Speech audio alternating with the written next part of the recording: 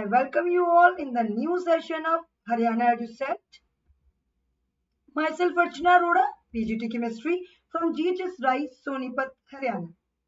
Dear students, आज हम जो चैप्टर स्टार्ट करने वाले हैं वो है क्लास 11th का classification of elements and periodicity in properties. This is chapter number 3. सबसे पहले जब क्लासिफिकेशन की बात आती है तो सबसे पहले दिमाग में ये आता है why do we need to classify elements? क्या ये इतना जरूरी है? जरूरी तो है. चलिए जान लेते हैं कैसे ये जरूरी है. बच्चों, हमारे को अगर घर में से एक बुक छांटनी हो तो हमें क्या करना पड़ता है? हमारे घर में कुछ बुक्स होती हैं, बहुत ज्यादा बुक्स नहीं होती है. हमें क्या करना पड़ता है? हम बहुत रैंडमली कोई भी बुक, जैसे मैंने केमिस्ट्री की बुक चाहिए 11th क्लास की, तो मैं बहुत इजीली निकाल लूंगी. It is not a difficult task. But अगर मैं बात करूं एक लाइब्रेरी की और वो बहुत ही ज्यादा अनऑर्गेनाइज और मैशी है, मतलब बुक्स कोई इधर पड़ी है, कोई उधर पड़ी है, गिरी पड़ी है, लाइक दैट, तो क्या एक केमिस्ट्री की 11th क्लास की बुक निकाल पाना इतना इजी रहेगा? इसका जवाब तो सभी के पास है. It's quite difficult. No, not at all. मुझे तो देख के ही डर लग रहा है. क्या मैं निकाल पाऊंगी? नो. और मैं नहीं निकाल पाऊंगी तो आप कैसे निकाल पाएंगे? आप तो अभी जस्ट 11th में आए हैं. चलिए इसी के बाद बात करते हैं. अगर लाइब्रेरी है और वो बहुत ही ज्यादा ऑर्गेनाइज्ड है, सभी बुक्स बहुत ही अच्छे से ऑर्गेनाइज्ड वे में, रेगुलर वे में अपनी अपनी शेल्फ में रखी है, और अब मैं आपको कहूं कि इसमें से आपको केमिस्ट्री की 11th क्लास की बुक निकालनी है, तो will it be easy for you? Of course, the answer is yes.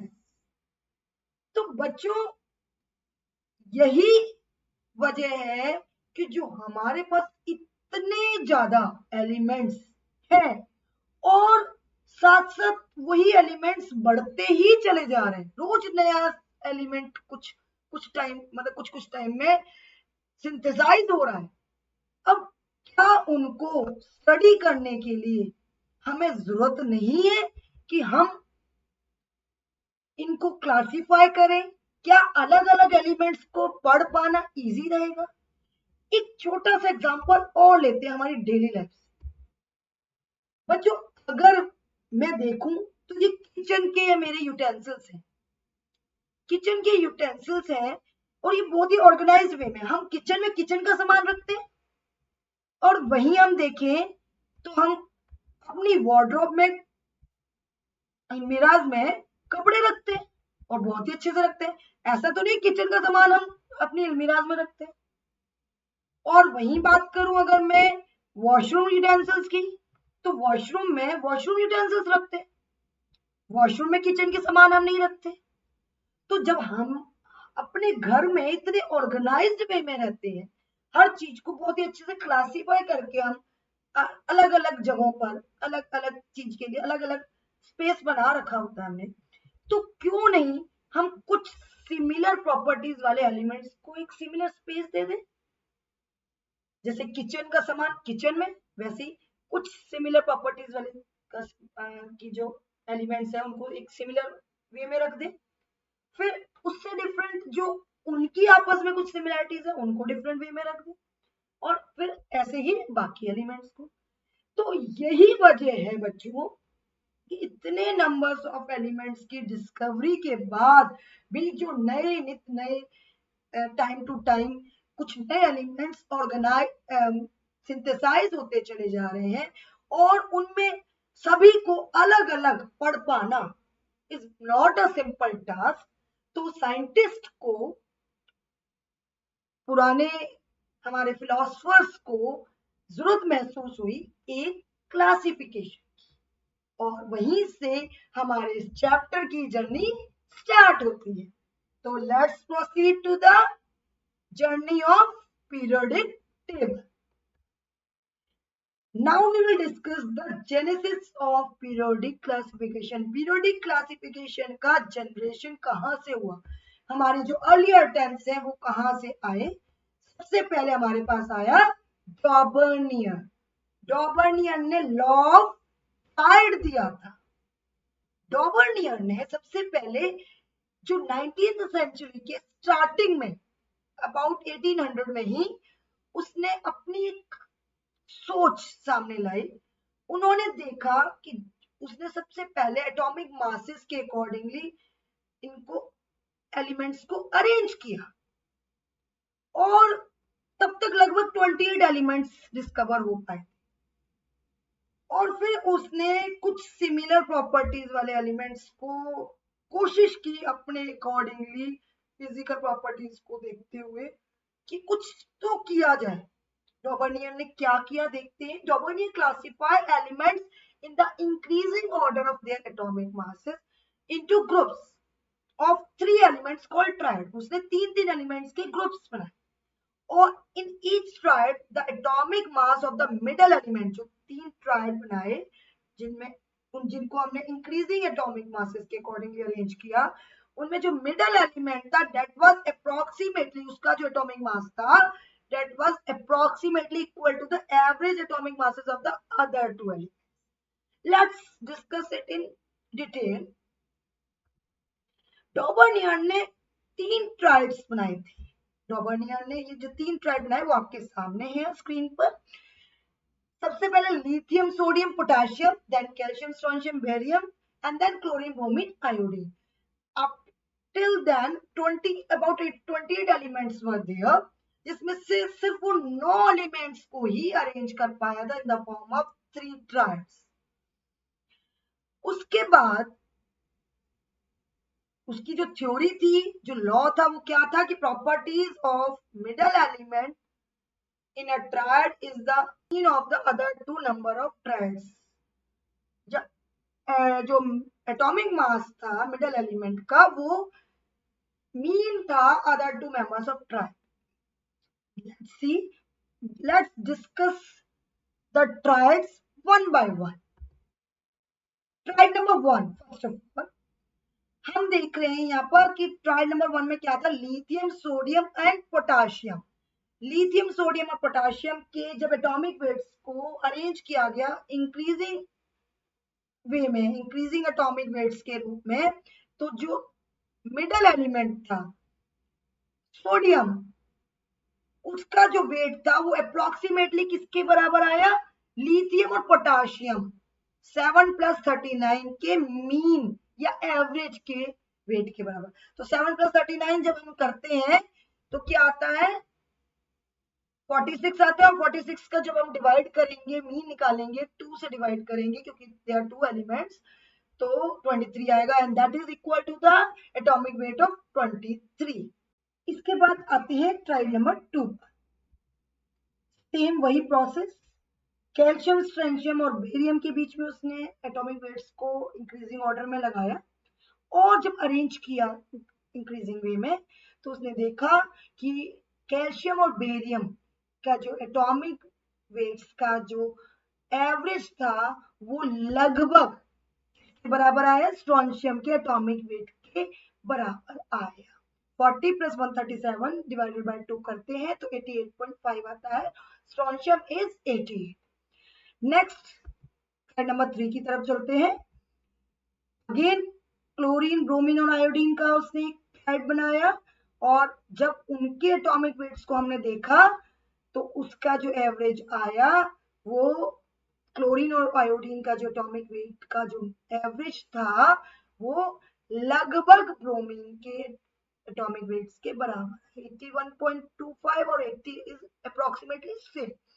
तो इस तरह से ये तीनों ट्राइड्स काम किए, बट कहीं ना कहीं जो डॉबर्नियर है वो इन 9 एलिमेंट्स में ही फंस के रह गया, वो बाकी एलिमेंट्स पर काम नहीं कर पाया। तो ये 3 एलिमेंट, उसकी जो थ्योरी थी वो सिर्फ और सिर्फ इन 9 एलिमेंट्स के बीच में ही रह गई, तो इस वजह से वो पूरी तरह से सक्सेसफुल नहीं हो पाया। Let's come to the limitations of Dobereiner law. A large number of similar elements could not be grouped into triads. जैसे मैंने आपको बताया कि बहुत ज्यादा एलिमेंट्स पर ये नहीं काम कर पाया, like iron, manganese, nickel, cobalt, zinc, copper are similar elements but couldn't be placed in the triads. मतलब ये भी एलिमेंट सिमिलर है, इनकी प्रॉपर्टीज भी सिमिलर है, बट ट्राइड में ये सक्सेसफुल नहीं हो पा रहे थे, जो ट्राइड की थ्योरी डॉवर्नियर ने। It was possible that quite dissimilar elements could be grouped into triads, जबकि कुछ डिसिमिलर एलिमेंट्स को तो ट्राइड्स में रख लिया गया। Dobereiner could only classify 3 triads successfully, सिर्फ 3 ट्राइड्स को ही वो सक्सेसफुली क्लासिफाई कर पाया, बाकी किसी पर वो काम नहीं कर पाया। तो इस थ्योरी को के अनसक्सेसफुल होने के बाद हमारे पास एक नए साइंटिस्ट उभर कर आए, वो थे न्यूलैंड। न्यूलैंड ने एलिमेंट्स को, जैसे कि इतना तो हमें पता चल ही गया कि एलिमेंट्स को हमने इंक्रीजिंग एटॉमिक मासेस के अकॉर्डिंगली अरेंज करना है, बट न्यूलैंड की थ्योरी कुछ डिफरेंट थी।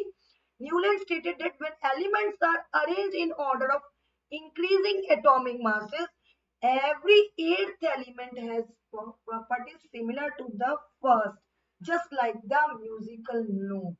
जैसे हमारे म्यूजिकल नोट्स होती है सारे गामा पाधा नी सा, तो सारे गामा पाधा नी के बाद जो एवरी एट्थ एलिमेंट आता है, जो एवरी एट्थ नोट आती है सा, that is just the repetition of first element. तो इसी तरह से एलिमेंट्स को इंक्रीजिंग एटॉमिक मासेस के अकॉर्डिंग जब अरेंज किया गया, तो फर्स्ट एलिमेंट और एट्थ एलिमेंट की प्रॉपर्टीज लगभग सिमिलर आई।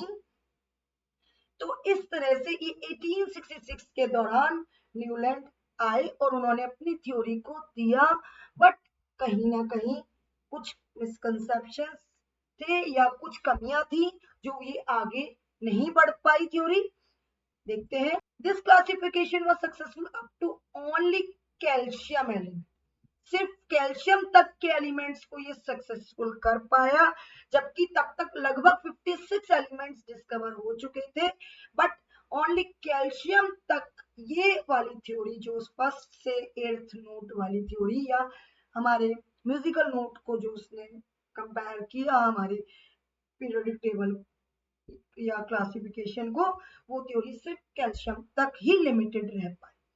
और एक और बात, जब नोबल गैसेस की डिस्कवरी हुई, तो जब नोबल गैसेस को एक लास्ट पोजीशन दी गई, लास्ट ग्रुपिंग में पोजीशन दी गई, तो वो जो फर्स्ट एलिमेंट था और जो एट्थ एलिमेंट था, जो प्रॉपर्टीज को सिमिलर शो कर रहा था, वो नाइन्थ बन गया। तो वही ऑक्टेव्स का जो सिद्धांत था वो तो कहीं ना कहीं खत्म ही हो गया।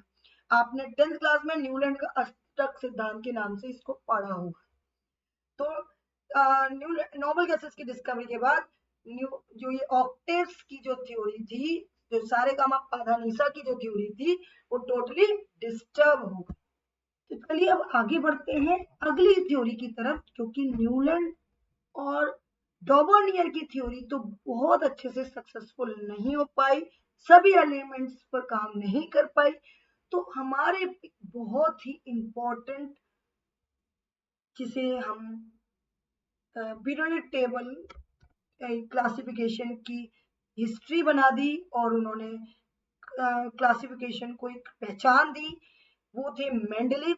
बट मेंडलीव के पास जाने से पहले थोड़ा सा लॉदरमेयर की कंट्रीब्यूशन के बारे में भी जान लेते हैं। लॉदरमेयर ने physical properties like atomic volume, melting point और बॉइलिंग पॉइंट को एटॉमिक वेट के अगेंस्ट में रख करके ग्राफ प्लॉट किया, और ग्राफ जब प्लॉट किया तो उसने ऑब्जर्व किया कि कहीं कहीं जो प्रॉपर्टीज है वो रिपीट हो रही है। कुछ कुछ एलिमेंट्स की जो प्रॉपर्टीज है, जैसे कि एटॉमिक वॉल्यूम और एटॉमिक वेट का ये ग्राफ आपके सामने है, तो कुछ कुछ सर्टेन इंटरवल्स के बाद वो प्रॉपर्टीज जो है वो रिपीट हो रही है।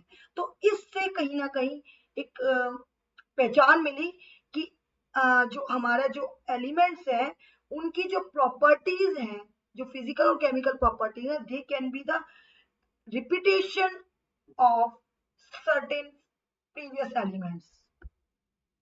तो मेंडलीव, जो कि बहुत ही इंपॉर्टेंट एक जिसे कह सकते हैं हम कि जनक ऑफ पीरियोडिक क्लासिफिकेशन थे, फादर ऑफ पीरियोडिक क्लासिफिकेशन कहा जाता है। उन्होंने, आप कह सकते हैं कि जो सबसे पहली एक सिस्टमैटिक पीरियोडिक टेबल है, जो प्रॉपर क्लासिफिकेशन था, बेशक से वो क्लासिफिकेशन में कुछ कमियां थी और वो चेंज हो गया, बट उस टाइम पर सबसे अच्छे से 1869 के दौरान मेंडेलीव ही थे वो साइंटिस्ट जिन्होंने क्लासिफिकेशन को एक पहचान दी और फर्स्ट ऑफ ऑल एक पीरियोडिक टेबल हमारे सामने आया। मेंडेलीव की पीरियोडिक टेबल का जो आधार था वो था एटॉमिक मासेस। उन्होंने एलिमेंट्स को उनकी फिजिकल और केमिकल प्रॉपर्टीज के रिपीटेशन के अकॉर्डिंगली एटॉमिक मासेस के रूप में अरेंज किया। उस टाइम पर सिर्फ और सिर्फ 63 एलिमेंट्स प्रेजेंट थे। उन्होंने कुछ अपनी पीरियोडिक टेबल में कुछ हॉरिजॉन्टल रोज दी और कुछ वर्टिकल कॉलम्स दिए। उन्होंने एक और चीज जो बहुत अच्छी की कि उन्होंने जीरो ग्रुप एलिमेंट्स के लिए कहीं ना कहीं स्पेस छोड़ा, जो कि मॉडिफाइड मेंडेलीव पीरियोडिक टेबल के रूप में सामने है। Mendeleev periodic table is based upon Mendeleev periodic law, which states that the physical and chemical properties of the elements are a periodic function of their atomic masses. At the time of Mendeleev, only 63 elements were known. This periodic table is divided into 7 horizontal rows and 8 vertical columns. Zero group was added later on in the modified Mendeleev's periodic table. Let's discuss points one by one. सबसे पहले हम Mendeleev periodic table जो आपके सामने है, बहुत ही specified Mendeleev periodic table थी। Mendeleev को इसी पीरियोडिक टेबल की वजह से फादर ऑफ पीरियोडिक क्लासिफिकेशन कहा जाता है। मेंडेलीव ने बहुत ही सिस्टमैटिक वे में एलिमेंट्स को अरेंज किया in the order of increasing atomic masses. सबसे और एक और बात कि उन्होंने यहाँ पर एलिमेंट्स के लिए कुछ प्रेडिक्टेड एलिमेंट्स के लिए स्पेस छोड़ा और उनको एक जगह दी, और फिर बाद में जब वो डिस्कवरी हुई उनकी और उनको प्रॉपर्टीज के अकॉर्डिंगली उनको उनका स्पेस दिया गया। यहाँ उन्होंने एलिमेंट्स को उनकी केमिकल प्रॉपर्टीज लाइक ऑक्साइड्स और हाइड्राइड्स के रूप में भी उनको अरेंज किया। इसके अलावा क्योंकि कुछ एलिमेंट्स या नोबल गैसेस डिस्कवर्ड नहीं थी, तो इनका जो अरेंजमेंट था वो इतना सिस्टमैटिक था कि बाद में कोई प्रॉब्लम नहीं आई और कोई भी डिस्टरबेंस इनकी पीरियोडिक टेबल को नहीं हुआ। सबसे अब बात कर लेते हैं advantages of Mendeleev periodic table की। Mendeleev periodic table, as I already told you, कि very systematic was there because इससे पहले कोई भी ऐसा फिलोसोफर नहीं थे जो कि पीरियोडिक क्लासिफिकेशन को एक पहचान दे पाए हो। तो उन्होंने बहुत ही सिस्टमैटिक रूप में एलिमेंट्स को अरेंज किया। और दूसरी चीज, नोबल गैसेस की डिस्कवरी इनके टाइम पर नहीं हुई थी, बट उन्होंने इस तरह से पीरियोडिक टेबल को डिजाइन किया कि जब नोबल गैसेस की डिस्कवरी हुई तो उनके पीरियोडिक टेबल को कोई परेशानी नहीं हुई, कोई चेंजेस नहीं हुए और नोबल गैसेस को एक साइड वाइज जगह दे दी गई। इसके अलावा उन्होंने कुछ ऐसे एलिमेंट्स जो कि जस्ट उनके माइंड में थे या कुछ प्रिडिक्शंस थे उनके कि ये एलिमेंट्स यहाँ अरेंज हो सकते हैं, इनकी ये इसके लगभग सिमिलर है या इसके नीचे आना चाहिए, इसकी प्रॉपर्टीज इस तरह की होनी चाहिए, उनके लिए उन्होंने स्पेस छोड़ा और बाद में उनको उनका स्पेस दिया। लाइक जैसे कि उन एलिमेंट उन्होंने दिया एका एल्यूमिनियम। एका का मतलब है यहाँ पर एल्यूमिनियम की एक नीचे वाला है, एल्यूमिनियम के नीचे उन्होंने स्पेस छोड़ा और उसकी जो प्रॉपर्टीज थी, उस एलिमेंट की जो प्रॉपर्टीज थी, एक एल्यूमिनियम जिसको उन्होंने नाम दिया, उसकी कुछ प्रॉपर्टीज उनको जो प्रेडिक्ट की उन्होंने वो इस तरह से है। और इसके बाद एक एलिमेंट गैलियम हमारे सामने आया, जब डिस्कवर होके सामने आया तो ये पाया गया कि जो एका एल्यूमिनियम की प्रॉपर्टीज मेंडेलीव ने प्रेडिक्ट की थी वो लगभग सिमिलर थी किसके, गैलियम के। तो इसीलिए एक्वम एल्यूमिनियम का जो स्पेस छोड़ा गया था वो किसको दे दिया गया, एट द एंड गैलियम को दे दिया गया। इसी तरह से एक और एग्जांपल सामने आया, वहां था सिलिकॉन। सिलिकॉन के नीचे भी उन्होंने एक स्पेस छोड़ा और उसकी प्रॉपर्टीज को प्रेडिक्ट किया और बाद में जर्मेनियम नाम का जो एलिमेंट डिस्कवर हुआ, देखा गया कि उसकी जो प्रॉपर्टीज थी वो बिल्कुल मेंडेलीव की जो एक सोच थी उसके अकॉर्डिंगली फिट हुई, और इसीलिए सिलिकॉन के नीचे जर्मेनियम को स्पेस दे दिया। ये बहुत ही एक अलग ही बात थी मेंडेलीव की क्लासिफिकेशन में कि प्रिडिक्शन जो है वो बिल्कुल क्लियरली बाद में सामने आया और बहुत ही अच्छे से अरेंज कर दिए गए एलिमेंट्स। बट कहीं ना कहीं जब काम होते हैं तो कुछ ना कुछ कमियां भी उसमें रह जाती हैं, तो उसी तरह से मेंडेलीव की पीरियोडिक टेबल में भी कुछ कमियां पाई गई। वो कमियां क्या थी कि some elements didn't fit the table if atomic weight is strictly followed। अगर सिर्फ एटॉमिक वेट की बात की जाए तो सभी एलिमेंट्स उसमें फिट नहीं हो पा रहे थे। सभी एलिमेंट्स एटॉमिक वेट के अकॉर्डिंगली अरेंज किए गए तो सभी एलिमेंट्स उसको सेटिस्फाई नहीं कर पा रहे थे। जैसे कि एटॉमिक हम बात करें कि टेलोरियम की, टेलोरियम और आयोडीन में देखा जाए तो टेलोरियम का एटॉमिक वेट ज्यादा होने के बावजूद 127.6 है और आयोडीन का 126.9 है।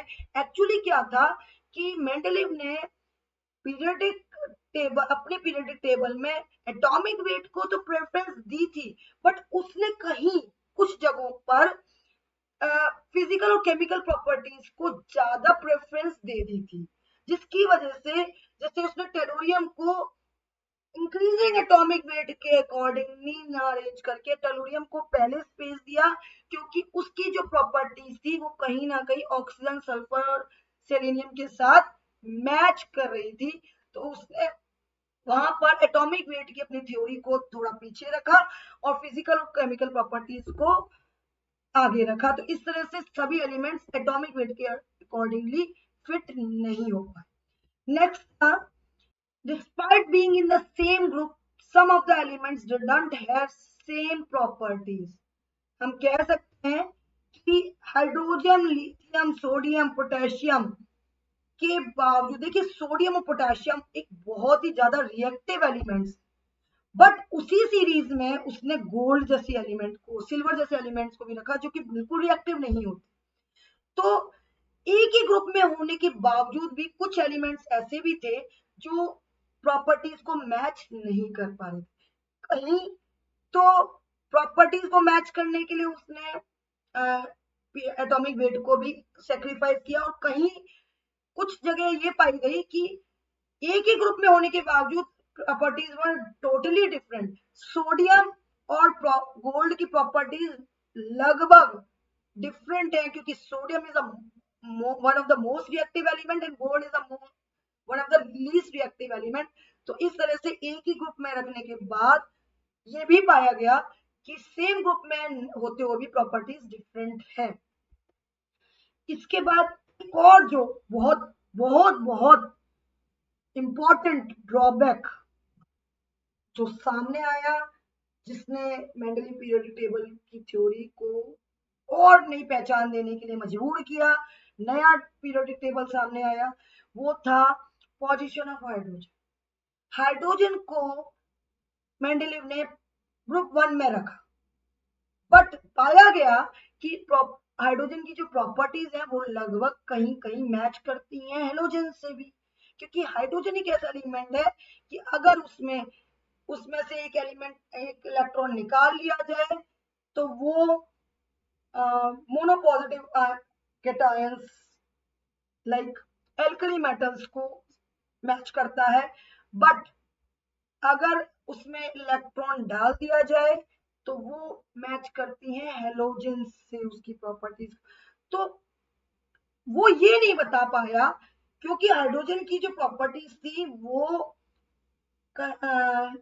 जो फर्स्ट ग्रुप एलिमेंट से भी मैच हो रही थी और हेलोजेंस वाले ग्रुप से भी मैच हो रही थी, बट वो कहीं भी ये नहीं एक्सप्लेन कर पाए कि उन्होंने हाइड्रोजन को ग्रुप 1 एलिमेंट्स के साथ ही क्यों रखा। तो ये एक बहुत बड़ी ड्रॉबैक उनकी सामने आई, जिसका रूप लिया हमारी और नई जर्नी ने, और वो जर्नी कहाँ स्टार्ट हुई, हेनरी मोज़ले के साथ start.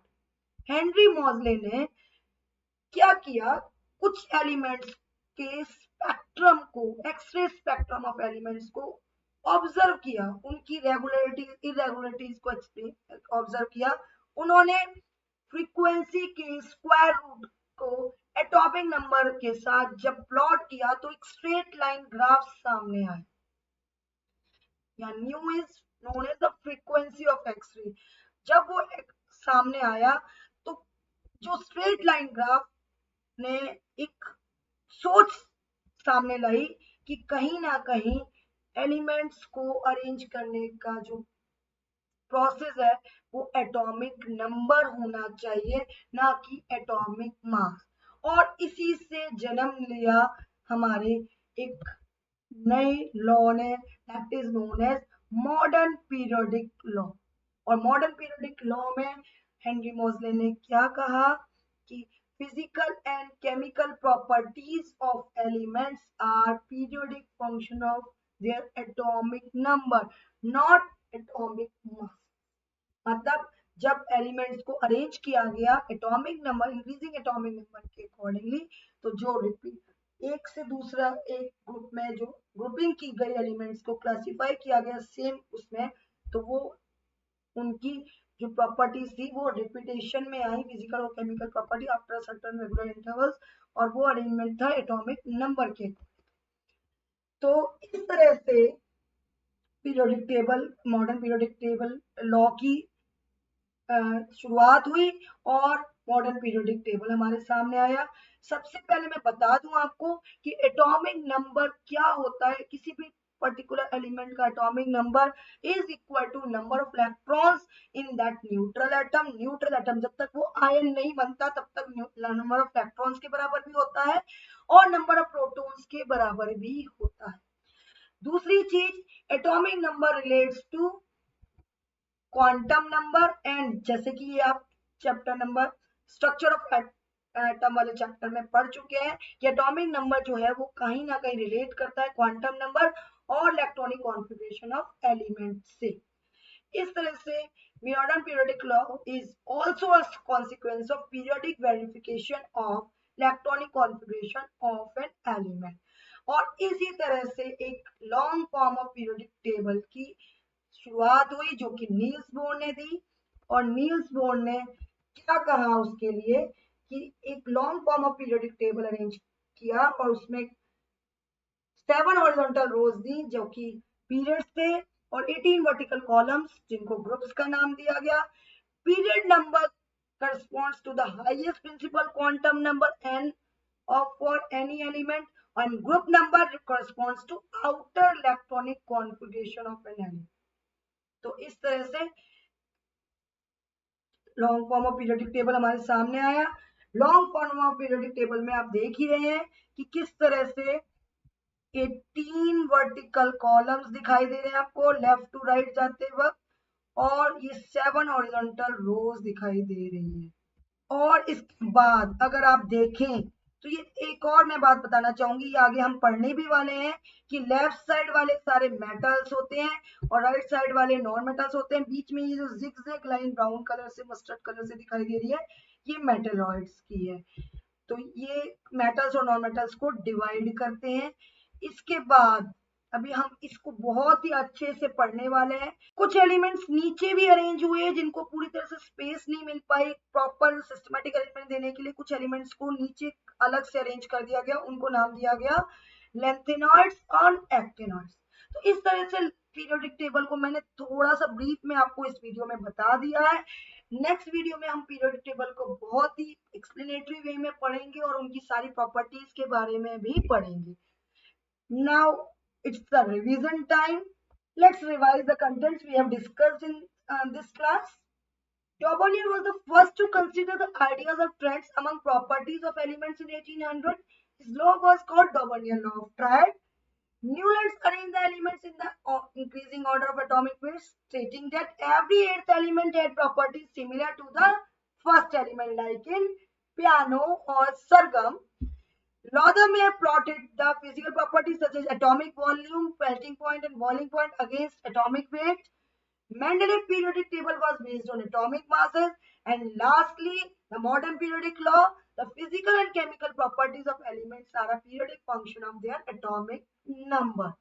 So students, you have to revise these points, revise this section, revise this video, and then you have to answer some questions which we have covered in this topic. First of all, your home assignment is first question which I have prepared for you. X, Y, Z are the elements of Dubonius triads. हमारे पास तीन elements हैं X, Y, Z. If the atomic mass of element X is 32, अगर X का element का atomic mass 32 है और element Z का 128 है, तो find the atomic weight of Y.